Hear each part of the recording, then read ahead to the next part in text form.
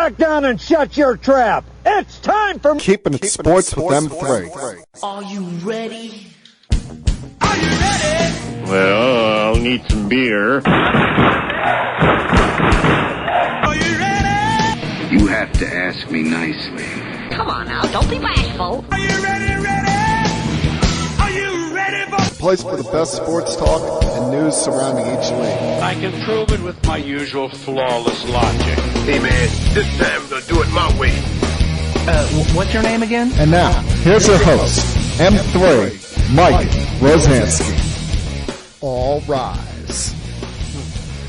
Coming to you from Cherry Hill, New Jersey, it's time for Keeping It Sports with M3, powered by the Connecticut School of Broadcasting. How's it going, everyone? Hope you're all doing well on this Monday, the 12th day of December, right smack middle of arguably the craziest time of the year. Let's be honest, we all go a little bit too insane with the holiday season upon us. As I've told you all before, it's about the thought that matters, not the value of the gift that you get for your family, friends, or any other loved ones in your life. But hey, the gift that keeps on giving, of course, is the sports world. As I like to refer to it, the toy store. And last week at this time, as I'm recording the podcast, the Mets gave their fan base a Christmas gift. After a heartbreaking weekend on which it looked like they were getting coal for Christmas, they get Justin Verlander. Well, Yankee fans, like myself, were sitting around wondering when. When are we getting our Christmas gift? And in particular, you know who that one person is that we were waiting for. You know who that one shoe to drop that every Yankee fan living, breathing on this planet was waiting for. And of course, I'm talking about Aaron Judge. Now, this is something that, quite frankly, I had been thinking about and almost, driving me nuts for the last 8 months. Ever since I was riding on a train from Metro Park in New Jersey up to New York City to go to the Yankees home opener, and I'm reading on Twitter that the Yankees did not come to terms with a deal with Aaron Judge for a contract extension before opening day. I'm thinking, oh, here we go. This is going to be a saga all year long. And the first 2 weeks of the season it was, because remember, Judge struggled the first couple of weeks of the season, even heard some ridiculous boo birds.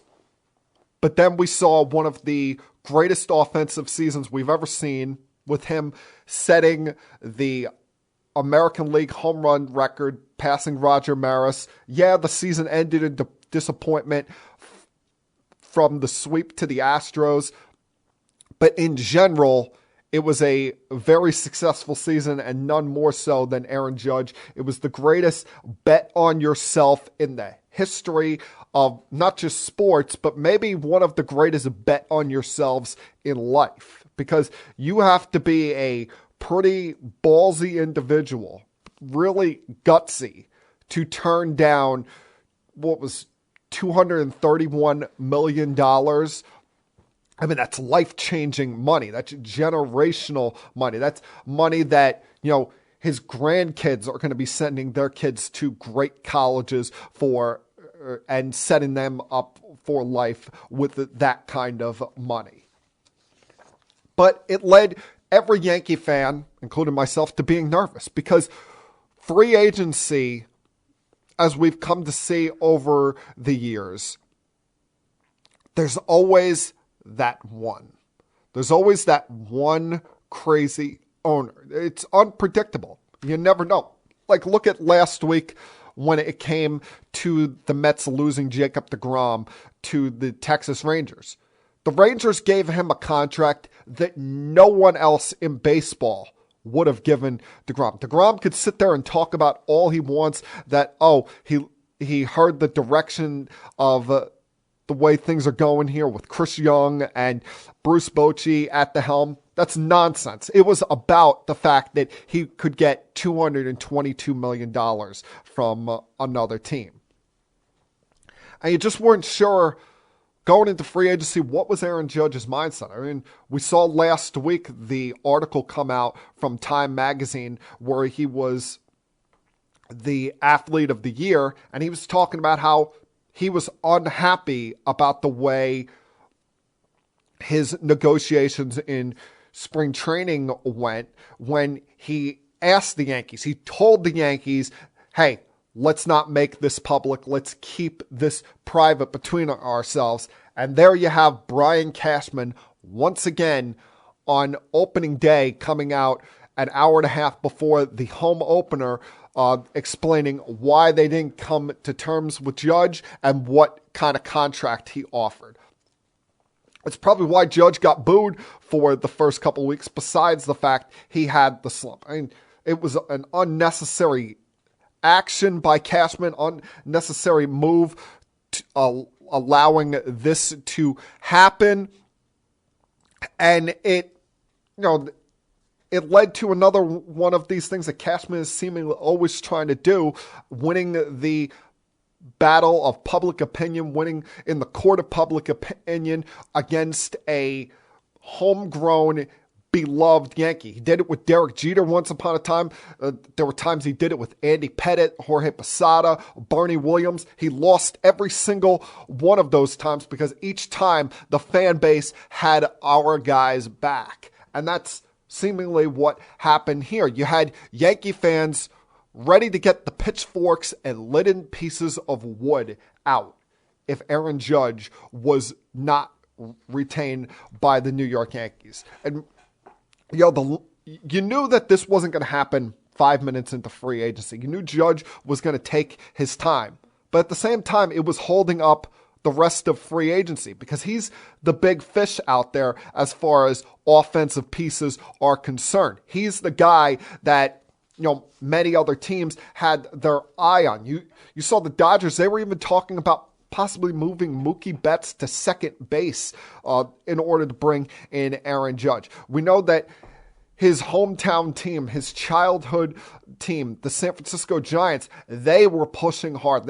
It seems like there was a number that they wouldn't have been willing to go to get Aaron Judge in the fold because they haven't had a star, a true game-changing star since Bonds, and a lot of the core of those championship teams from the last decade have either retired or moved on to other places. So they were, even as bad as they were this year, they were looking for a new face of their franchise. And then, of course, there's always the mystery team in the mix.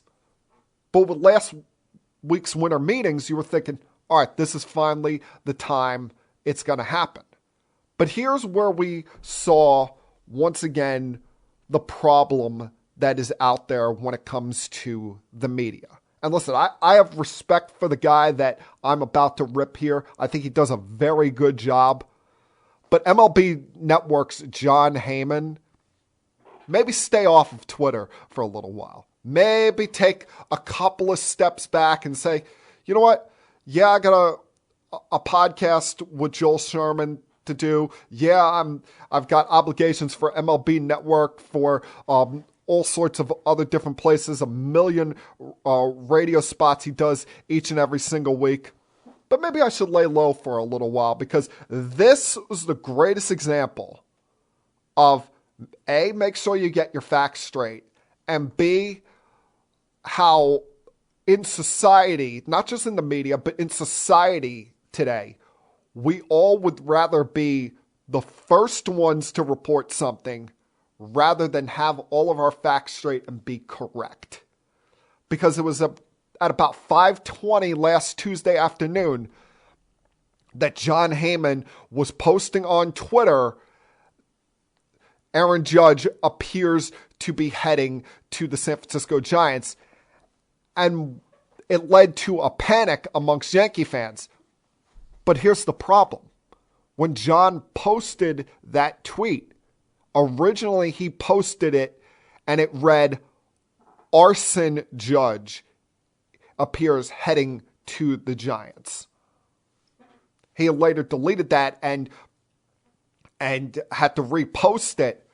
But so many times we see this, not just in sports media, but in general. These reporters are so quick to want to post something, so quick to want to get something out there that they're afraid to make sure all of their sources are correct, that they're afraid to make sure that they've got all of their facts straight. That's why, 10 minutes later, he's posting that someone from the Giants is letting him know that, hey, no, there's nothing but agreed upon. There's no deal in place. We're still in a waiting game here. We have nothing close with Aaron Judge at this very moment.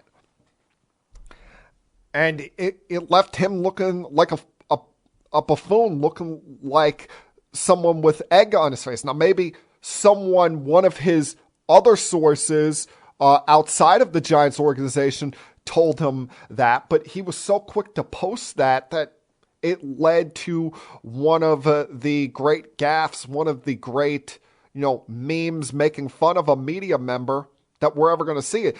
It's unfortunate because he's a great reporter, but now for the rest of his career, people are on Twitter, the idiots that are out there on Twitter are going to keep bringing up the Arson Judge thing. But hey, about 15 hours later, Yankee fans got to take a deep sigh of relief, a deep breath, a deep dive off of the panic meter, because it happened. We brought our boy home. Our guy, Aaron Judge, agreed to a 9-year, $360 million contract to remain a New York Yankee. A contract that now, in all likelihood, will keep him a Yankee for life. And how did this happen? Simple. Hal Steinbrenner is no fool. Hal Steinbrenner, he heard the boos that he received at Derek Jeter night, even though Jeter tried to calm those down. Hal knew he had to have a big offseason. This is a move when it comes to a generational talent. You don't let Brian Cashman handle this. You don't let the nerds handle this. You've had a personal relationship with Judge since the day you've drafted him. You've known this guy. You've gotten to know his family. This was going to be a situation where, Brian and the nerds iron out the details with Judge's agent. But the negotiations the whole time were between Judge and Hal. And Hal simply called Aaron on Tuesday night and said, hey, you want to be a Yankee? Told him, yeah. He's like, what's it going to take? And all it took was adding a ninth year on a contract that, listen, in a perfect world, I'm sure the Yankees would have wanted to keep it to the original 7 that they offered back in spring training. Because offering 9 years to a 31-year-old outfielder, it's a risk. Especially when, and you hope that this isn't his past, but he has had some injuries in the past. And we've never seen a player at this size play until he's 40 years old. We've never seen a guy with this size, this amount of power, play and be successful beyond like 37 years old. So it is, of course, a risk, but it's a risk you had to take. This is the most popular player on your franchise since the core 4. This is the best player that your franchise has developed since Derek Jeter. This is a guy that, yes, you have not won a championship with yet, but you're hopeful in the years to come that does happen. And you could not realistically look your fan base in the eye and say, oh, we were okay with letting him walk out that door and go to the Giants, or walk out that door and go to the Padres, who turned out to be the mystery team, offering him 10 years for $400 million. There's never been anything off the field problematic with Aaron Judge. In all likelihood, never will be. He's been a great leader in your locker room. He's been one of the best players in baseball since he's come to the big leagues. And last year, he pushed Mike Trout aside and became the best player in the sport. This was a perfect marriage, and this was one of those you could not let break up. This was one of those where you're saying to yourself, all right, if we're not going to splurge for this superstar, then when? I mean, you gave 9 years for $320 million to Garrett Cole. Of course you had to give that much and more to keep your own homegrown guy. And now, in all likelihood, it's going to lead to something that is long overdue. Something that, in the grand scheme of things, it doesn't actually matter as far as wins and losses on the field. It's more of ceremonial. It's more of something that the fan base likes, loves, and even the players in the locker room want. But at Aaron Judge's press conference or meeting with the media to announce this deal, in all likelihood, Hal Steinbrenner is going to name Aaron Judge the next captain of the New York Yankees, a role that has not been ceremonial filled since Derek Jeter's retirement. And quite frankly, he deserves it. He has all of the makings of being a Yankee captain. There's just one void, one column he has not filled yet. And that, of course, is winning a championship here. And it's not going to take Judge alone. Listen, you cannot... It's great that we got Judge to stay here. It's great that, in all likelihood, he's going to be a Yankee for life. There was an exuberance, a happiness from Yankee fans, by large part, everywhere once this announcement was made last week.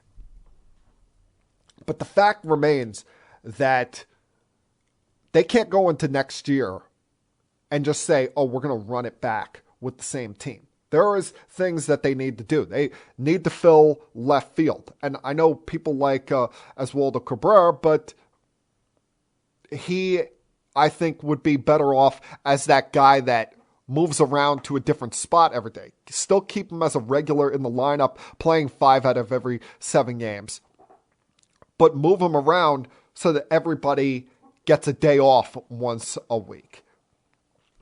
And the guy, to me, to go get would be Andrew Benintendi, because clearly the Pittsburgh Pirates have lost their mind and are wanting a Juan Soto-like offer to get Brian Reynolds. Brian Reynolds is a good player, but he's not Juan Soto. So Benintendi, to me, would seem like the perfect fit, because we saw him play well here last year up until the injury. He's not a big home run guy, but also not a big strikeout guy. He's an on-base guy. Perfect guy for the top of your lineup. Going to hit around 300. And it is a lefty bat for that lineup. Something that they're clearly lacking outside of Anthony Rizzo. You need to add another starting pitcher to this team because you're confident in Cole. Last year was a big breakout year for Nestor Cortez. And Severino, you expect to come back with a strong year heading into his free agency. But what are you getting out of Frankie Montas, if he's even still here next year? I mean, he was god-awful since coming over from Oakland, and you'd like to limit seeing him as much in big spots. Are you really confident in going to one of the kids in the fifth starter role, whether it's Clark Schmidt or someone else from the minor leagues, like a Will Warren, someone along those lines?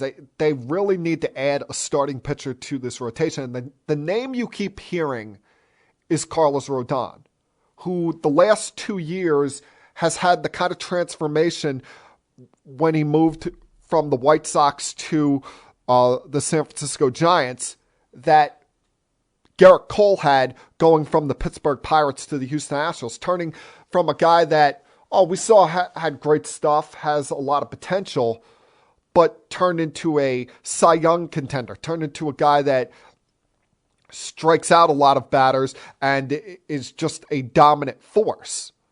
The question is, how much are you willing to spend on the guy? Because he has had some shoulder problems in the past. He's 30 years old, and you hope that he's far removed from those injuries concerns. But it feels like right now, while the Yankees and him are a marriage that wants to happen, it's about ironing out the details between the two sides. It's about them saying to themselves, all right, how many years? How long do we want to go and make this marriage between our two sides go? The Yankees would prefer to be only 4 or 5 years, while it sounds like Rodon wants a 7-year deal. And that's what may keep him as a free agent for a little while, because I'm not sure, even as a left-handed pitcher, how many teams would really be willing to go to that 7th year. I mean, like I said, there's always that crazy team. There's always that mystery owner. And we saw the Padres all last week seem to be that mystery team with everybody before somebody finally accepted their contract offer. Could they be that team with them losing Sean Manaea as a free agent to the Giants? Could it be, the Giants re-signing him in keeping their guy that has been so good for them the last couple of years? Is there someone else out there lurking that we may not be thinking about? And then, of course, with the Yankees, you got to figure out the second base shortstop combo. Are you going to really let one of these kids be the shortstop going into next year, or do they possibly sign a veteran? And we've been talking about this since the trade deadline. Is Gleyber Torres going to be traded, possibly setting second base to be open for either Peraza or Volpe to move from short over to second base? There's still so many questions that have to be answered with the Yankees. Left field, lefty bat, starter, second base, shortstop combo. Which reliever in the bullpen is going to be their closer? Whether it be the recently re-signed Tommy Kahnle, Clay Holmes, Jonathan Loaizaga. And the good thing is, still got time. We got to start getting some work done here, Yankees front office, because while the fan base is happy about Judge being back, it can't just be Judge being back.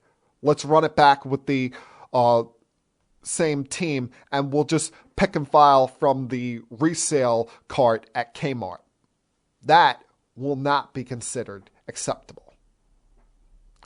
All right, a lot left to get to today.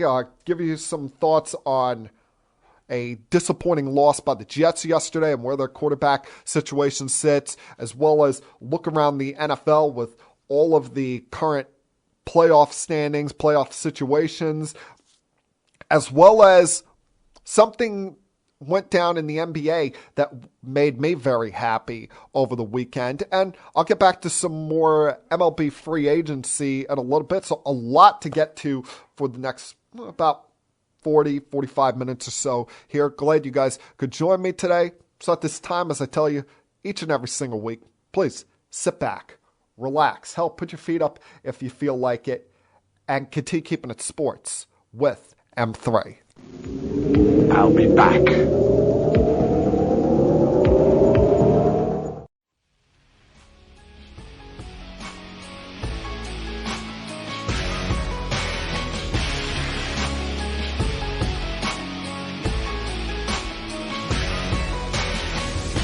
With the time of the year that we're in, you would think that I'm very positive today. You would think that it's positive vibes only, especially with Christmas about to be upon us, the New Year's coming up. One last chance for us to be festive and have a great time this year with our family, friends, and loved ones. And I try to live my life with positivity, try to live my life with the mantra of positive vibes. But why am I sitting here on this Monday afternoon here? Why am I sitting here with that sinking feeling that I typically have late in a season when it comes to the New York Jets? I've never been much of that person that says, oh, when your team surprises you, just be happy, just be joyous. No, there are those people out there that will say, oh, if I told you at this point in the calendar the Jets would be 7-6 and be in position to get into the playoffs, you'd be happy. No, I've never been of that mindset. I've always been of the mindset that you have to adjust your expectations as you get new information.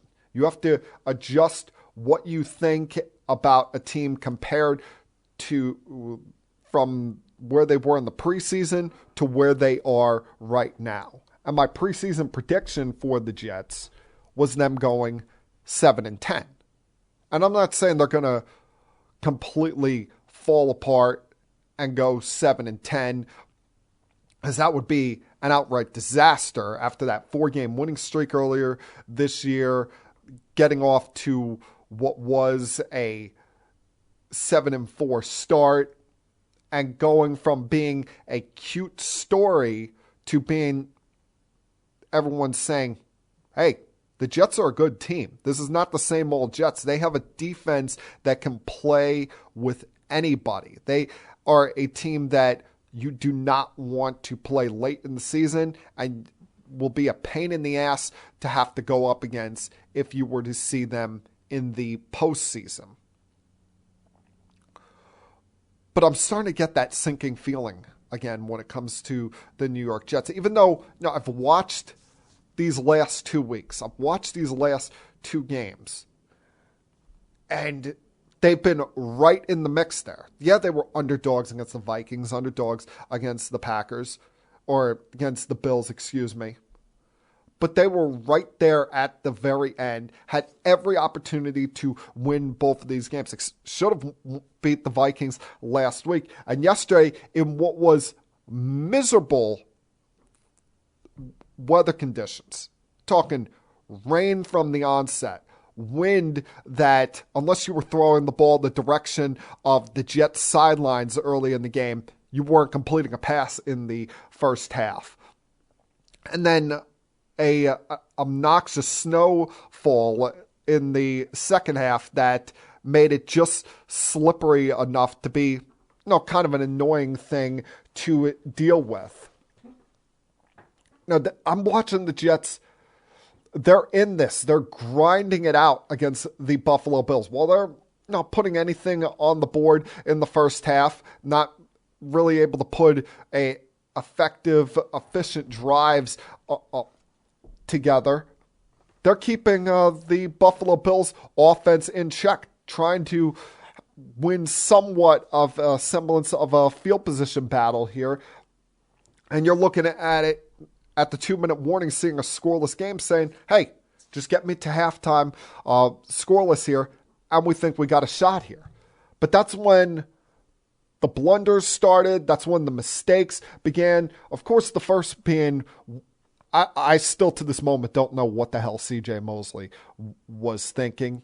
And was he trying to make this a highlight reel play for him? Was he trying to make a Troy Polamalu-like moment, trying to just say, hey, everybody look at me, look at what I did? Because that's what it kind of feels like. That was a selfish, boneheaded play, what he did there. And if you didn't see it, it's 4th and 1. Bills got the ball on their own 30, 9-yard line with about a minute and a half to go before halftime. And quite frankly, at this point, I'm not even sure if the Bills were going to actually snap the ball there, take a delay a game penalty, and then kick the ball away, because they clearly showed throughout the first half that discretion was the better part of valor. We're not going for a lot of fourth and shorts. We're just saying, hey, we don't believe the Jets could drive 80 yards down the field against us here, and we're kicking the ball away when necessary. I think that clearly they were trying to draw the Jets offside, and they got someone to be impatient. But the last one I would have thought it would be the veteran of the group, the oldest guy on this defense being C.J. Mosley, that made the outrageous mistake there, trying to jump over the Bills' offensive line before the ball was even snapped, leading to the Bills continuing that drive. And you're seeing about 30 seconds later, Allen connect with Dawson Knox down the field for the go-ahead score. And then, second half, Jets come right out, score a touchdown. You're starting to feel good about things. Yeah, the Bills responded with a touchdown of their own.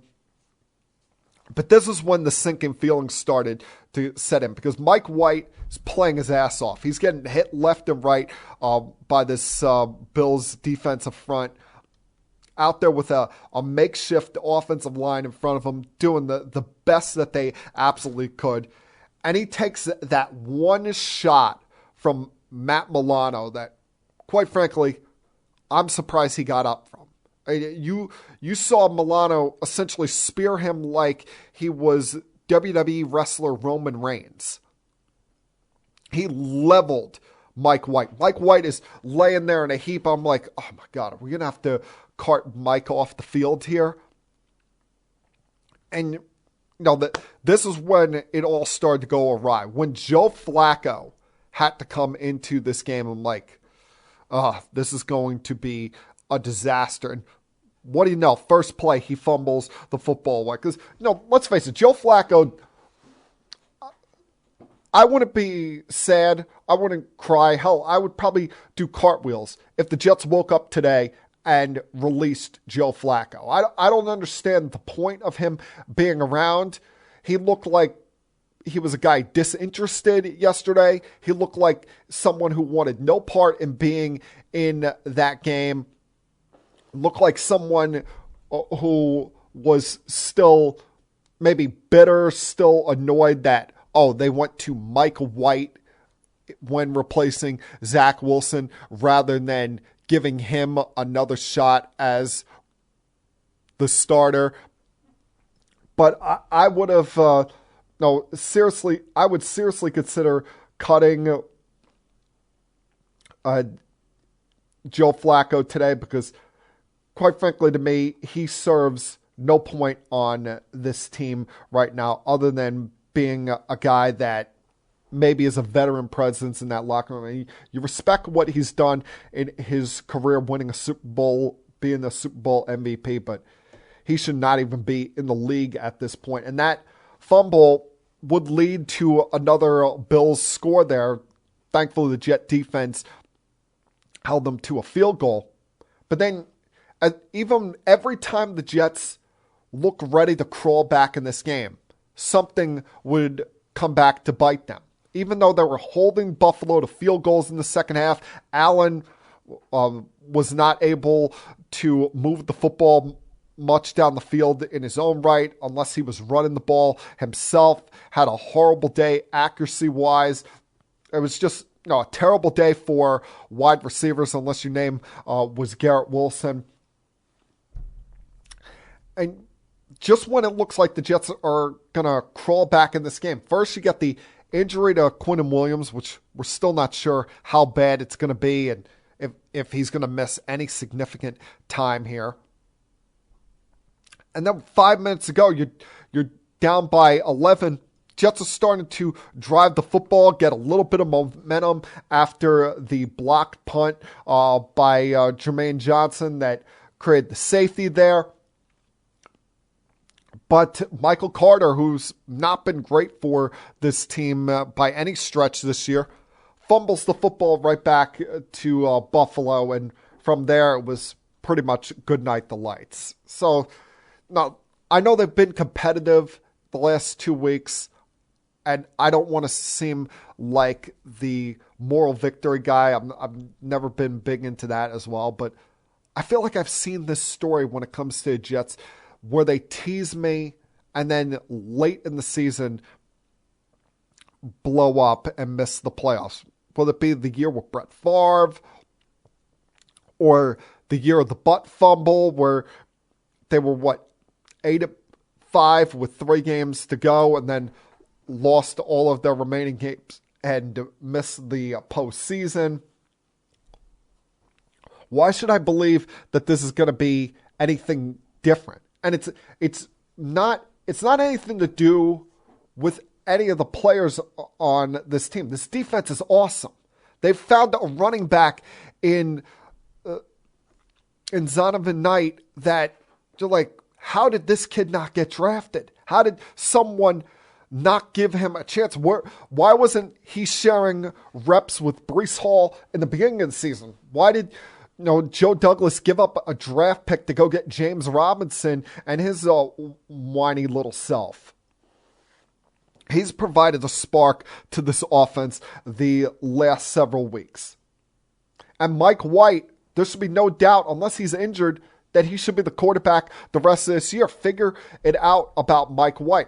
The only real telling sign that you could have these last couple of weeks, unless Mike White is injured and cannot play, is how they handle the backup quarterback spot.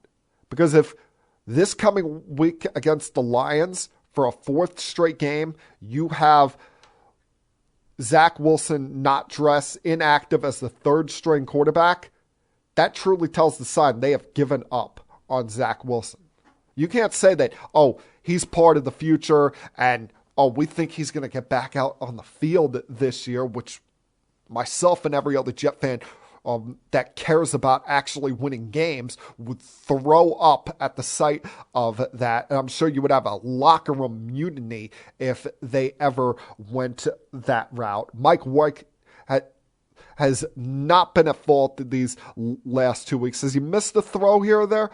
Yeah, but he's played his ass off and put them in position to win each one of these games. But it's a cynicalness as a Jet fan. It's something that's just trapped in my head, trapped in my heart, that until they get over this hump, get over this of missing the playoffs for 11, what could be 12 straight years, I'm not going to stop thinking about this. I mean, hell, with these back-to-back losses, they've, for the time being, lost control of their own destiny. They sit on the outside looking in because they didn't get much help this past week. Now, the only real help that they got was Baker Mayfield going to the Rams and pulling off a surprising 4th quarter comeback against the Raiders. The Raiders getting their 8th loss and looking like a team that's going nowhere. But you saw last night the Chargers at full strength, how dangerous they can be if they have their weapons for an entire game. Were able to survive a late comeback by the Dolphins. We're able to keep Tyreek Hill in check, even despite one of the craziest fumble recoveries that we will ever see. And a play that I'm sitting there eating dinner, watching this, I'm like, he did not just do that.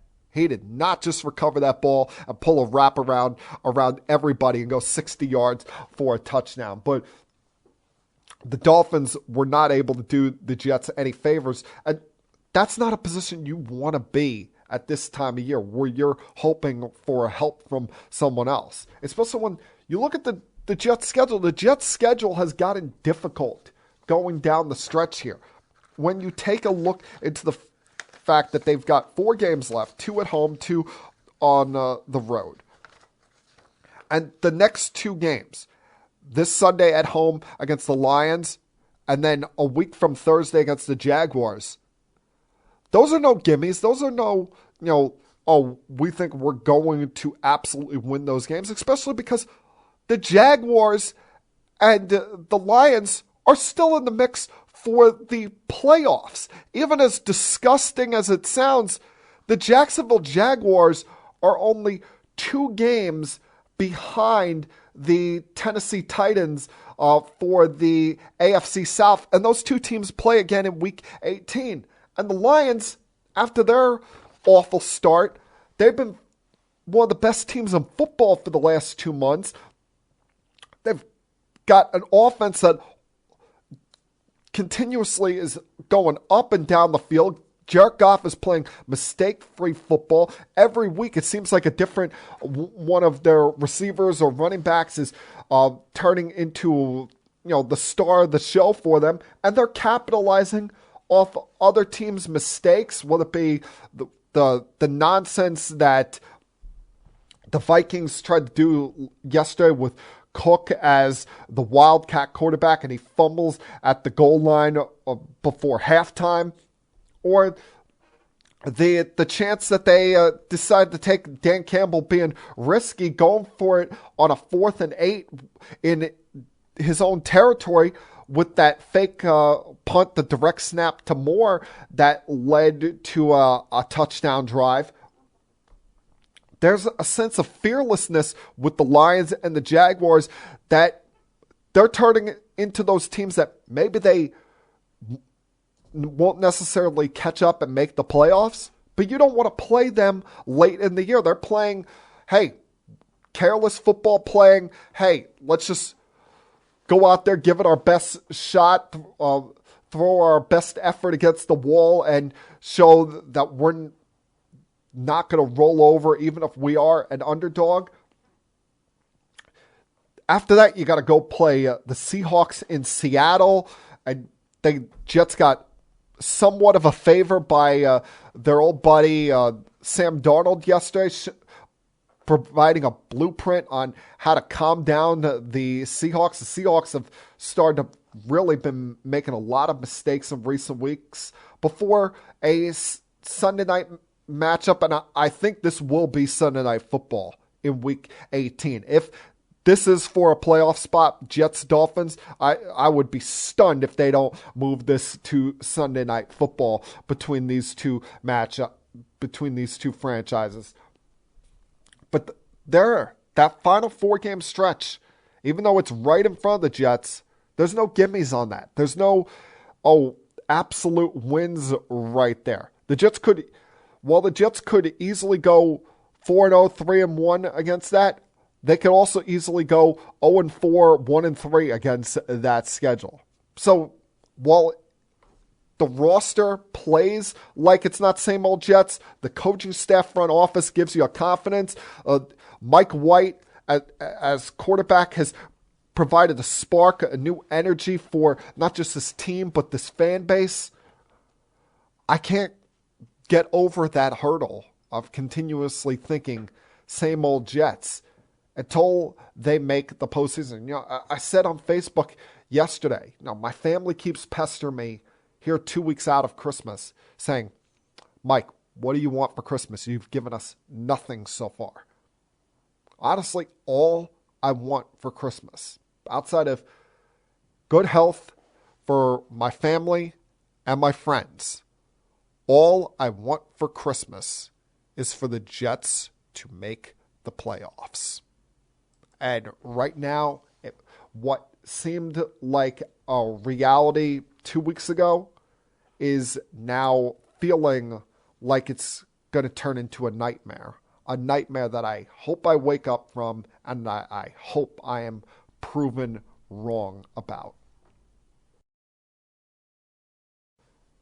Go take another break here, come back on the other side and talk more NFL, because plenty of things that went on yesterday and still a lot up in the air with a month to go. Continue keeping it sports with M3. I'll be back.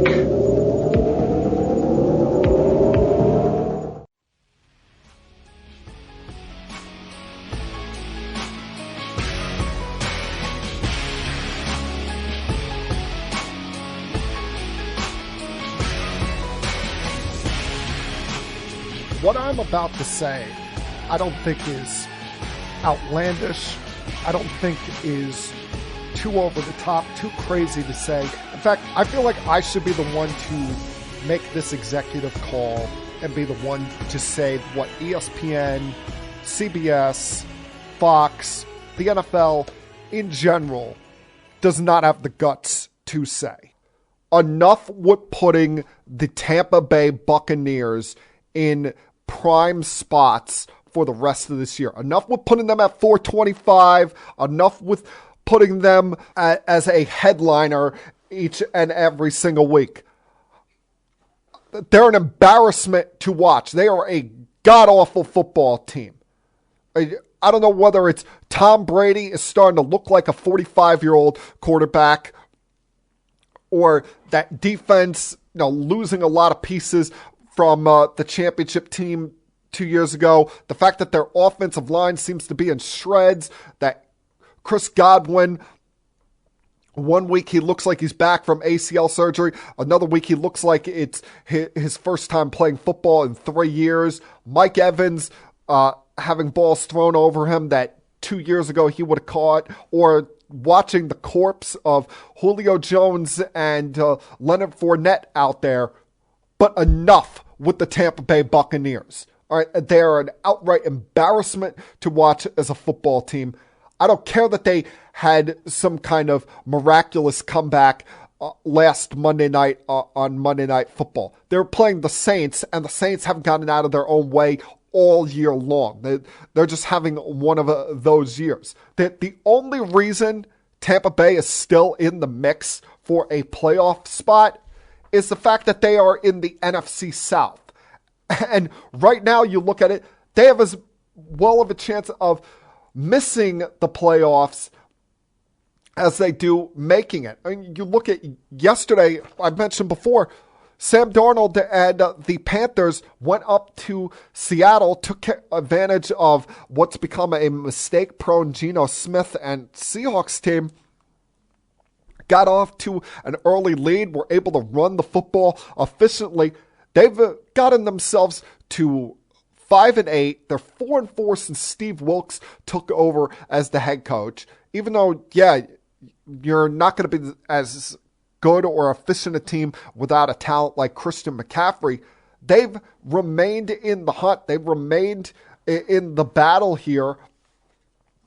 And they play the Buccaneers in the final couple of weeks of the season. They've got a shot, as awful, as hideous as it sounds, to come back and win the NFC South. You look at their remaining schedule.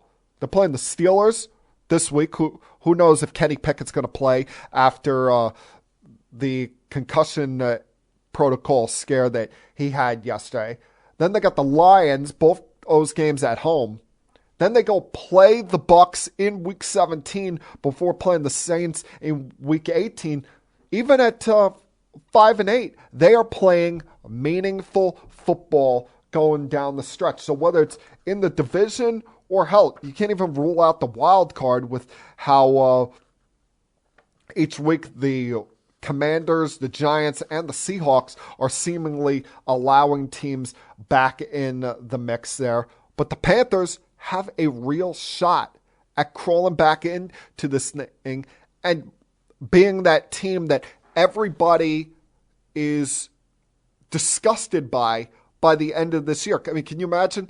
They're 7-10 and they're hosting a playoff game as NFC South champions. You thought it was bad years ago when the Seahawks, before they had Russell Wilson, when the Seahawks went 7-9 and hosted a playoff game, the whole beast mode insanity. When they did that, imagine a double-digit loss team getting to host a playoff team. And with the way that South Division is right now, in all likelihood, it's going to happen. And it's going to be a beautiful sight to see. Now, what is becoming clear is that I'm not going to have the NFC North to rely on to do me any favors.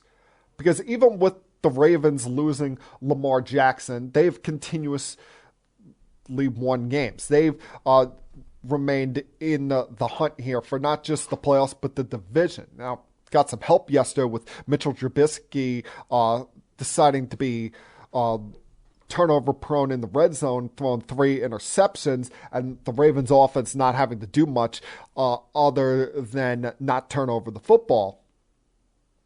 But you look at the Bengals, they're at almost full strength. They did lose Tyler Boyd yesterday to a dislocated finger, but they got Chase back. You got Mixon back. Now, the Burrow and the crew won their 5th straight yesterday after overcoming a hurdle that he's surprisingly not done so far this year in his career in beating the Browns. Both of those teams, the way things look right now, are going to make the postseason unless one of them just falls apart. So you're looking at an AFC wildcard picture where I'll be fair here. I'll be nice about this and say you're looking at 6 teams for 2 spots. Now, I want to rule out the Raiders, but they're still technically alive, and it would take a million tiebreakers for Jacksonville to get in. But realistically, you got Miami, the Chargers, the Jets, and the Patriots pending Monday Night Football tonight with the Patriots in Arizona to play the Cardinals. These 4 teams battling for 2 spots here, and Miami's still not even out of the mix for the division. They go play Buffalo next Saturday night in lovely Orchard Park there, where I'm not sure if they've predicted snow there yet or not. And any day you wake up there could be snow coming down.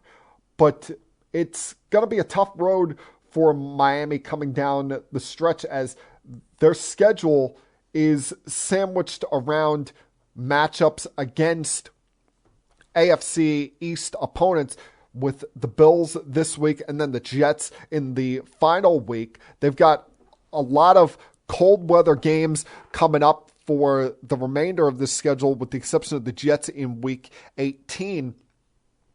And you wonder, how's Tua going to handle this? We've seen him in the past not handle the cold weather late in the season as well. Are they going to fall apart based on the weather, based on the schedule, or are they going to remain strong and get into the postseason? Now, finally, a team that was eliminated from the postseason, and hopefully I could stop talking about, was the Denver Broncos, as they went from getting blown out to making a miraculous comeback to then losing. And a lot of this was based on Kansas City sometimes just being too cool for school, as I've said. Now, Patrick Mahomes, they're up 27, and he made 2 foolish interceptions there in the second quarter that allowed Denver to get back in the game before halftime. But probably what killed any momentum that the Broncos were building in that second half was losing Russell Wilson. I know Brett Rippon came in and led a touchdown drive there, but there's only so much you can expect from somebody like that in a relief role against a team like Kansas City. I mean, Kansas City has shown that when they have their mind on it, they will beat anybody in the league. The problem is that they'll get out to these huge leads and then their ego comes out. Now, Patrick Mahomes will have one nice flip, one nice play that looks like a video game to McKinnon, and then just decide to be careless with the football. And that's why you're looking at him having 3 interceptions yesterday, and why, even though they did the most important thing, won the game, and he threw for 350 yards, He probably let some people back in the MVP race. Probably let, the likes of a Joe Burrow or a Tyreek Hill or Josh Allen, even as bad as he was yesterday, let them back into the MVP race. And, one of the worst things that you can have at this time of the year is an injury. The 49ers, I wonder how many hits they can take. Because I've said when healthy, they could be that team that slows down the Philadelphia Eagles, although they didn't look like they were being slowed down at all by the Giants yesterday, who I think the cute story for the New York Giants is just about run thin. But the 49ers, you start to wonder, how many more of these injuries can they take? I mean, they lose Garoppolo last week, but Brock Purdy steps in and showed a confidence, showed a swagger about him, realized that, be protective of the football and just try to play my game. And the team has a good shot to win this game.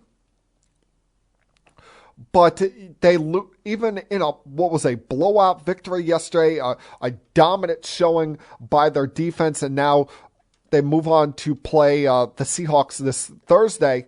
They're going to be doing that without Deebo Samuel, who went down with what you're hoping is only a high ankle sprain yesterday. Because at first you thought, with the way he crumbled, at first you're thinking it's the ACL. Then the way he's gripping his ankle and in tears in the fashion that he was, you're thinking that, oh my God, his season's over. He broke something there. But there's only so many hits that a team can take, even as deep and talented as they are. And right now, Nick Bosa is playing with a partial strain in his hamstring. I was surprised that they didn't pull him earlier than they did. Now you lose Deebo. You're without Garoppolo, losing your second quarterback this year. I mean, they're a fun team to watch. They're immensely talented, greatly coached, but there's only so many hits that you can take as far as big-time, important players before it really starts to sink in. That's why, when Deebo comes back, I know his versatility is one of his great weapons. You've got to just strictly use him as a wide receiver, because you now have Christian McCaffrey. You have plenty of backs on that team. Don't put Deebo at this risk again, especially if you have grand expectations to go deep into the playoffs this year and be that team that is threatening the Eagles for supremacy in the NFC. Because I don't think it's the Dallas Cowboys. I mean, you can't play the Texans yesterday and barely squeak by against them when they're getting stopped at the goal line, running multiple quarterbacks out there, and you barely squeak by with a last-minute victory against them. Dak's throwing multiple interceptions in the first half. He's been the most turnover-prone quarterback in the sport since he came back from injury.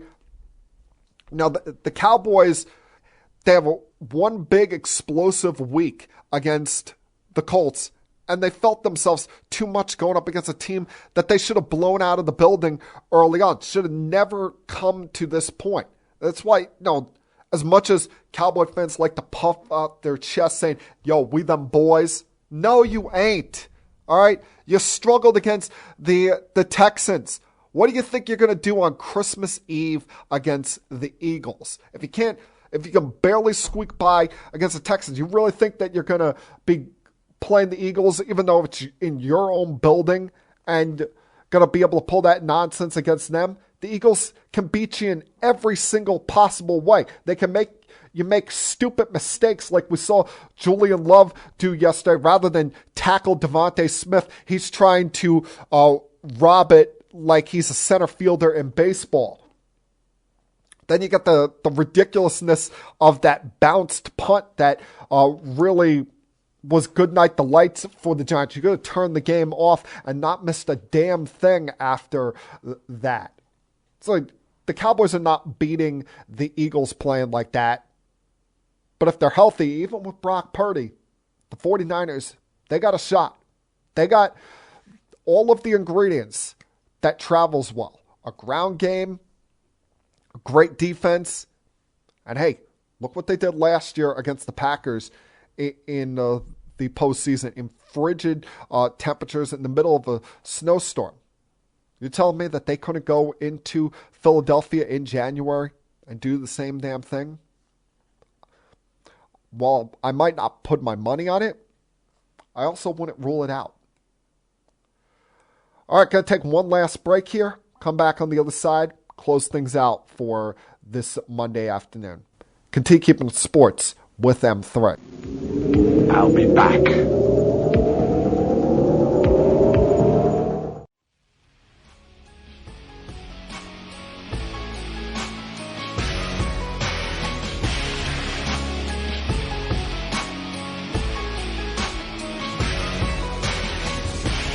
Before I get back to talking about Major League Baseball's offseason and the free agency so far, there's one thing that really caught my eye over the last couple of days. Now, I haven't talked much NBA in recent weeks, and while at some point I will get back to giving weekly thoughts on everything going on in the NBA, especially with how close the standings are right now. I mean, a 3-day span in the Eastern Conference can take you from 10th all the way up to 4th. That's how close it is right now. You have the Bulls at 11 and 15, and they're only 5 games or 4 games, behind the Brooklyn Nets for the 4th spot. And then you look out west, a good couple of days could take you from 7th all the way up to 1st. I mean, it's that nip and tuck. But I will say this. One thing that really caught my eye in the last couple of days, and I am all here for this, I 100% support this, is this growing rivalry, this feud that's beginning between the New Orleans Pelicans and the Phoenix Suns. Now, on paper, you would just say, oh, just dribble the basketball out late in the game. Don't take a shot when you're up by a big, when you're the team with the lead. But I love what Zion Williamson did the other night with that windmill dunk against the Phoenix Suns. And then to follow it up last night with leading the Pelicans in victory, back-to-back games of 35 points against the Suns. I absolutely loved it. I loved that there was hostility between the two sides after that game. I love the grittiness, the intensity that there was between these two teams all throughout the game last night. Even, the pissed off look that it brought to Chris Paul's face when he fouled out of the game in overtime because they overturned what was initially called a foul on Zion, jumping into him on a 3-point attempt. Replay showed Paul stuck his legs out and initiated the contact. I love the bitterness. I love the grittiness between these two sides. I mean, I don't want something to break out into being like the Malice at the Palace. But I've long said what annoys me in the NBA is this whole we're all best friends thing that is going on. That's why even though he's a dirty player, a cheap shot artist, what Patrick Beverley brings to the sport, while it's too far over the line sometimes, and some of his suspensions deserve to be, worse than they really are. I love that when they weren't teammates, him and Russell Westbrook couldn't stand each other. Now that's had to be somewhat calmed down with them being teammates. But I love it when guys actually get after each other and actually show a fight and intensity in the NBA.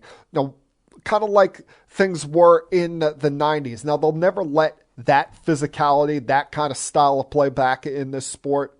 But I love rivalries in this sport. I love, when two teams don't shake hands and make dinner reservations after the game.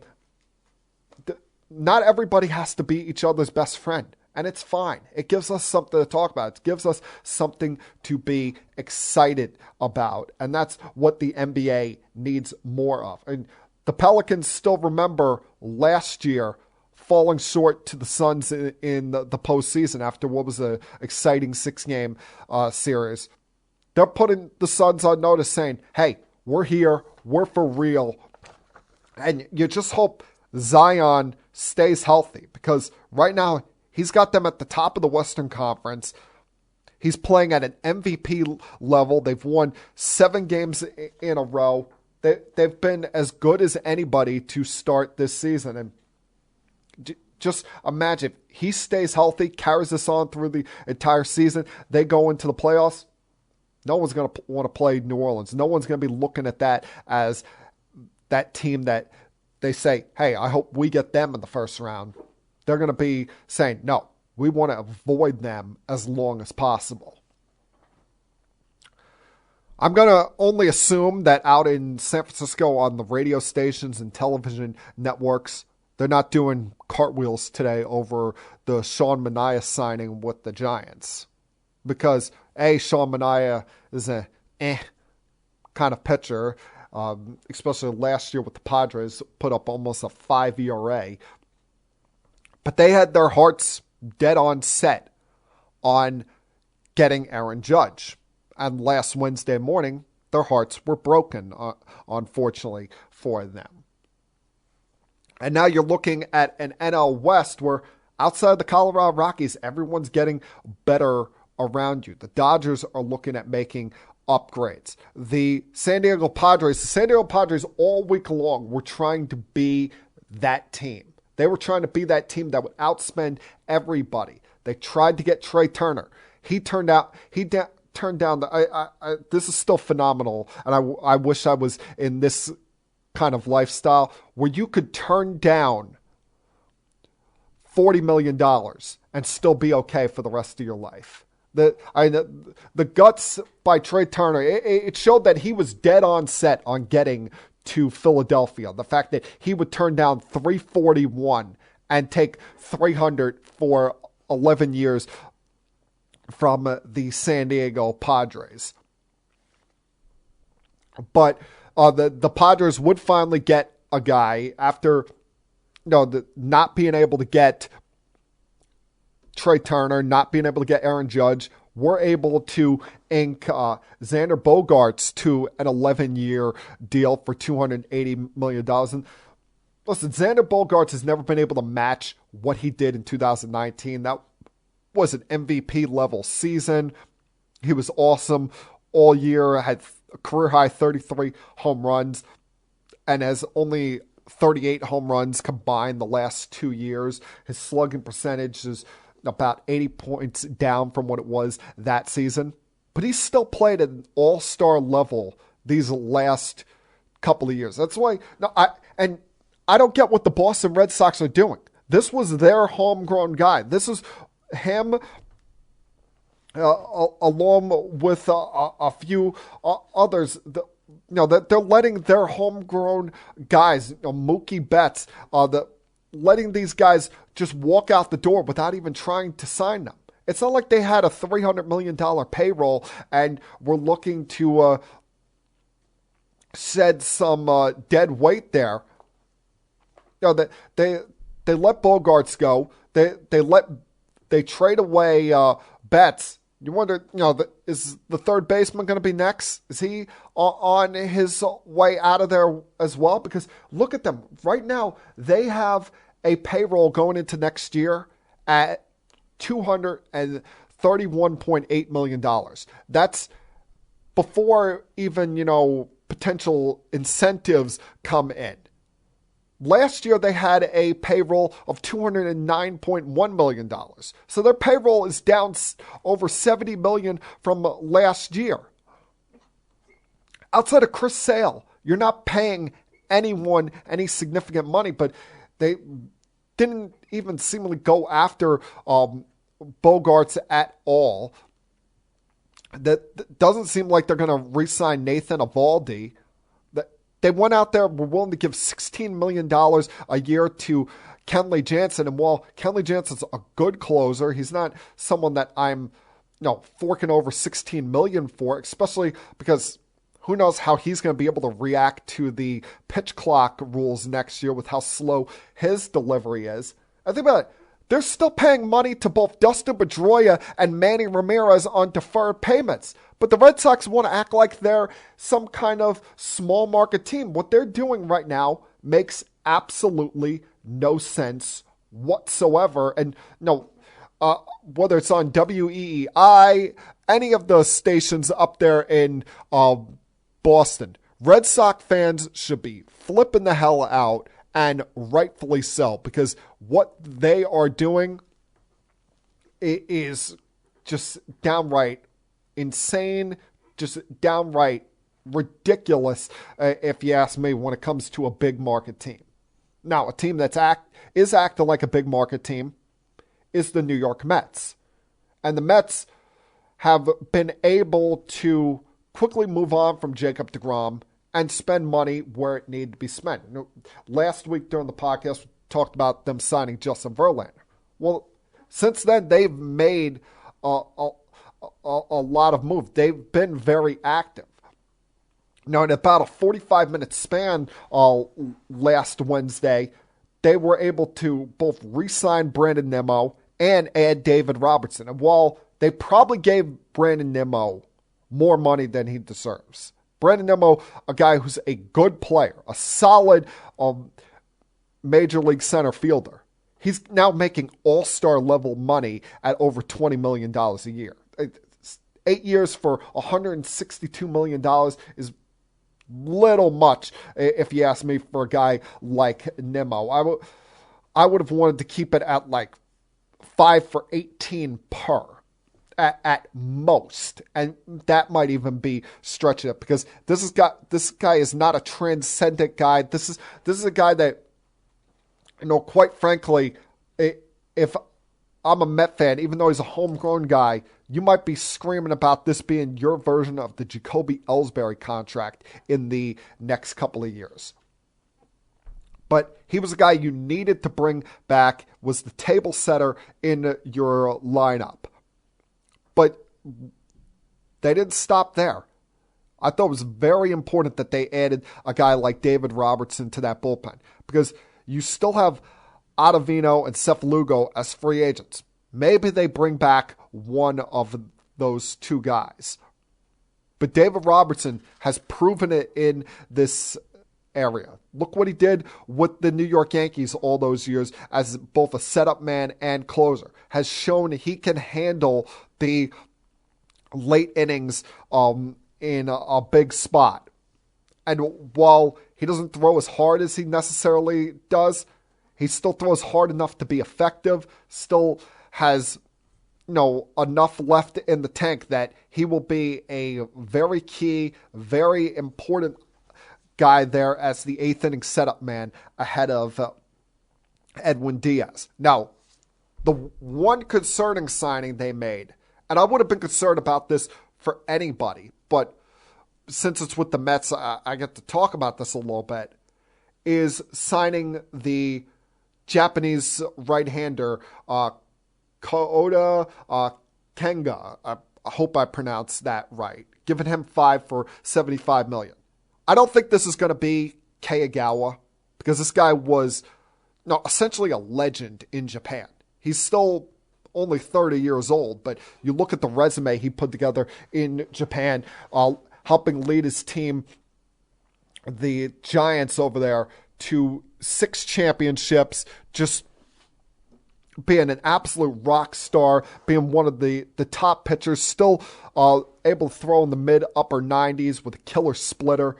Everything you read about this guy, you like. My concern is the concern I have for every one of these pitchers that comes over from Japan, because they run on a different schedule than pitchers here in the big leagues do. While in Major League Baseball, you're going once every 5 days. sometimes there'll be a day off in there that will give you an extra day of rest in between starts. In the Japan League, you're pitching once a week. You're set on one day during that entire season that's your day you're pitching. And I don't know what day that was for him. No, but they pitch once a week over there and go with a 6-man rotation. That's why I've never been the biggest in the world on the 6-man rotation. I think at times it can take away starts from your top guy. But if there was ever a time for the Mets to go for that, ever a time for them to go with a 6-man rotation, it's right now. Because look at this rotation. You have Justin Verlander, 40 years old. You have Max Scherzer, 38 years old. They added Jose Quintana, good signing, but he's had some injury troubles in the past. So is Carlos Carrasco as your 5th starter. He's had his fair share of injury problems. I'm not saying I would go strict 6-man rotation the entire year. When there's a day off in the mix there, then you can eliminate that guy, and that guy can be available out of the bullpen, whether it's a David Peterson or someone else from their minors, Tyler McGill, someone, whoever you view as that next man up for the Mets rotation. But you saw it work with the Astros last year, where they had Verlander, Lance McCullers, and then 4 very good young starting pitchers that they were able to give everybody reasonable enough a rest and build up those starters' durability and keep them strong throughout the season. To me, this is a route that the Mets should do. Go with a 6-man rotation for as much as possible. I like I said, eliminate the 6-man when necessary. I know it will make Max Scherzer annoyed, but he spent multiple times on the IL last year with oblique injuries. He's not getting any younger, and his delivery is not getting any less violent. Justin Verlander, while I like the signing, I don't think it was that outrageous. He is 40 years old. At some point, for everybody, Father Time says no as far as what you physically can do. You want to protect him as much as possible, because if your ultimate goal is winning the World Series, you want him there at the very end. You want him to be available as much as possible in October for you and not burn him dry from April through September. So to me, if there was any time to go 6-man rotation, it's for the Mets this coming year. But hey, they've made a lot of good moves this offseason. Still have a lot of spots in that bullpen that they need to fill and figure out what they're going to do with the young kids, whether it be Alvarez or Beatty. But the future does look bright, does look promising for the New York Mets. You just hope that the postseason history of their manager, Buck Showalter, does not get in the way of their grand championship plans. Because we know how much of a failure Buck has been in the postseason. And that, my friends, was Keeping It Sports with M3 for Monday, December 12th, 2022. Everyone, please have a great night.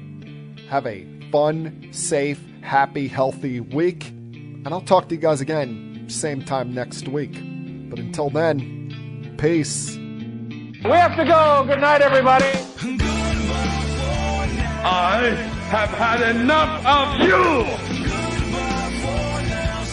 Thank you for all the fun. Thank you. Hey, shut up, will you? I don't want to see you, I don't want to hear you, I don't want to smell you. Now leave. I'll be back.